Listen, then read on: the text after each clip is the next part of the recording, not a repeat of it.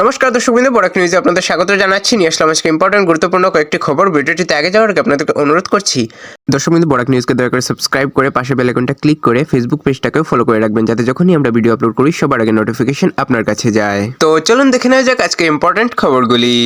দর্শকবৃন্দ, প্রথম হচ্ছে একটা ভালো খবর। আমাদের আসামের যে সকল পঞ্চায়েত প্রতিনিধি আছেন, পঞ্চায়েতের সদস্য আছেন, এপি সদস্য, জেলা পরিষদ সদস্য, তাদের জন্য ক্যাবিনেটে একটা বৃহত্তর সিদ্ধান্ত নেওয়া হয়েছে। সিদ্ধান্তটা কি? সরকারি কর্মচারীরা যেরকম মেডিকেল রিইম্বার্সমেন্ট পান, সেই রকমই পঞ্চায়েত প্রতিনিধিরাও এখন মেডিকেল ফেসিলিটি পাবেন। দর্শকবৃন্দ, তাদের মুখ্যমন্ত্রীর লোকসেবা আরোগ্য যোজনাতে অন্তর্ভুক্ত করা হবে এবং বহু হাসপাতালে ক্যাশলেস ট্রিটমেন্টের সুবিধা দেওয়া হবে। আসামে মোট 30,000-এরও অধিক প্রতিনিধি এর দ্বারা উপকৃত হবেন। মুখ্যমন্ত্রী গতকালকে সেটা ঘোষণা করেছেন। দর্শকবৃন্দ, আসামের যুবকদের জন্য সুখবর। 6 ফেব্রুয়ারি থেকে আসামে CM-AAA এর ধন বিতরণ করা হবে। 75,000-এরও অধিক যুবককে ব্যবসা বাণিজ্য করার জন্য 1 লক্ষ টাকা করে দেওয়া হবে। দর্শকবৃন্দ, যারা আগে প্রথম কিস্তি পেয়েছিলেন এবং দ্বিতীয় কিস্তির জন্য অপেক্ষা করছেন, তাদেরও দেওয়ার ব্যবস্থা করা হবে। আপনারা যদি এখনও আমাদের বরাক নিউজের ইউটিউব চ্যানেলটাকে সাবস্ক্রাইব না করে থাকেন দর্শক, কিন্তু প্লিজ দয়া করে আমাদের বরাক নিউজের ইউটিউব চ্যানেলটাকে সাবস্ক্রাইব করে রাখুন এবং পাশে বেল আইকনটাকে বাজিয়ে দেবেন এবং আমাদের বরাক নিউজের ফেসবুক পেজটাকে ফলো করে রাখুন, যাতে যখনই আমরা ভিডিও আপলোড করি সবার আগে নোটিফিকেশন আপনার কাছে যায়। দর্শকবৃন্দ, 2026-এর নির্বাচনের জন্য বিজেপির সম্ভাব্য প্রার্থীর তালিকা নিয়ে গোপন সূত্রে একটা খবর এসেছে। দর্শকবৃন্দ, বরাকের 2টি সিট কনফার্ম বলে জানা গেছে। পাথারকান্দিতে শ্রী কৃষ্ণেন্দু পাল এবং লক্ষ্মীপুরে শ্রী কৌশিক রায় মহাশয়কে সিট দেওয়া হবে বলে জানা গেছে। দর্শকবৃন্দ, এবং বাকিদের নাম ফেব্রুয়ারি মাসে ঘোষণা করা হতে পারে। কেন্দ্রীয় হিলাল কমিটির ঘোষণা অনুযায়ী মুসলমান সম্প্রদায়ের শবে বরাত 3 ফেব্রুয়ারি রাতে পালন করা হবে।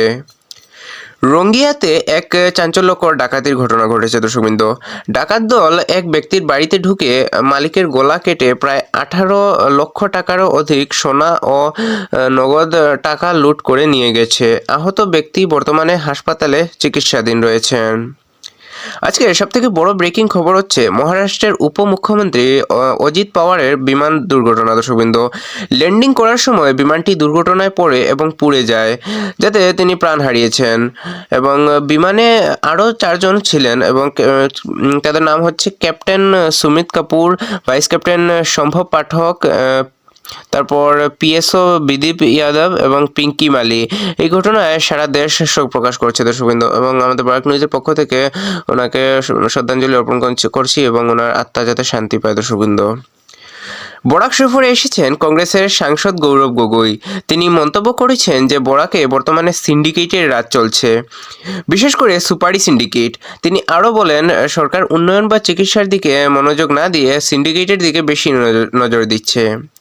এবং তিনি প্রাক্তন কেন্দ্রীয় মন্ত্রী স্বর্গীয় কবীন্দ্র পুরকায়েস্তের বাড়িতে যান এবং ওনার পরিবারের লোকেদের সঙ্গে দেখা করেন এবং ওনার আত্মার শান্তি কামনা করে ওনাকে পুষ্পাঞ্জলি অর্পণ করেন। দর্শকবৃন্দ, আসামের মাননীয় মুখ্যমন্ত্রী ডক্টর হিমন্ত বিশ্ব শর্মা মহোদয় জানিয়েছেন যে গৌরব গগৈ এর পাকিস্তানের সঙ্গে লিঙ্কের সম্পূর্ণ তথ্য 8 ফেব্রুয়ারি সকাল 10:30টায় প্রেস কনফারেন্সের মাধ্যমে প্রকাশ করা হবে। SIT এর তথ্য জমা দিয়েছে এবং ক্যাবিনেটে তা দেখানো হয়েছে। ভাগাবাজারে স্থানীয় মানুষ এক বাইক চোর চক্রকে ধরেছে। সিসিটিভি ফুটেজের ভিত্তিতে টিপু মজুমদার নামের এক যুবককে আটক করা হয়। জানা গেছে এরা বাইক চুরি করে পাথারকান্দি হয়ে বাংলাদেশে পাচার করত। স্থানীয়রা তাদের ধরে পুলিশের হাতে তুলে দেয়। CCTV ভিডিওতে ওরা ধরা পড়েছে। দর্শকবৃন্দ, ধলাইয়ের মুনিয়ারখালে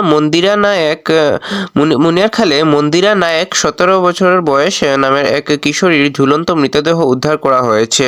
মৃত্যুর কারণ এখনো জানা যায়নি। পুলিশ তদন্ত করছে এবং মৃতদেহটিকে ময়নাতদন্তের জন্য পাঠিয়ে দেওয়া হয়েছে। শিলচরের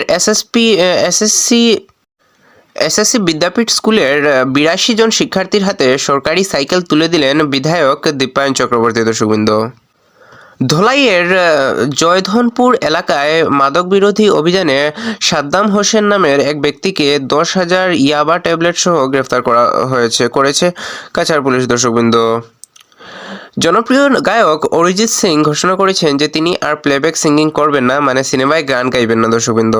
খুবই দুঃখের একটা খবর, এবং উনি এমনি মানে পার্সোনালি উনি গান রিলিজ করতে পারেন, কিন্তু সিনেমায় আর গান গাইবেন না দর্শকবৃন্দ।